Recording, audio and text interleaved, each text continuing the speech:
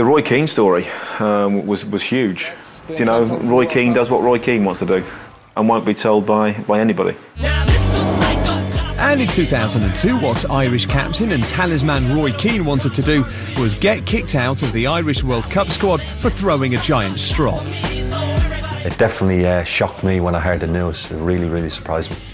That was ludicrous, because the press went mental and they were like, oh, Roy Keane's ruined Ireland's chances. What? Like their chances of getting knocked out in the first round, which is what's going to happen.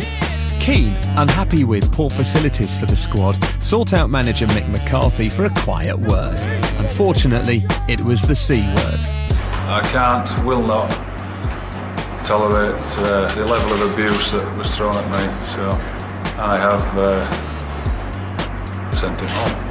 He was upset about the dry cleaning standards of the kit, and then he wasn't happy that the team had only eaten cheese sandwiches on the flight. He was saying that was not a diet for a World Cup team.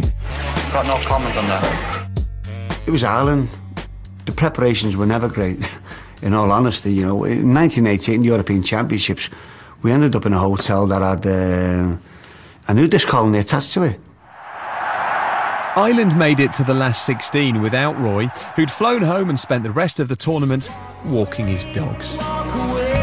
Roy Keane's dog must be the fittest dog in the world. How many walks does that dog go on?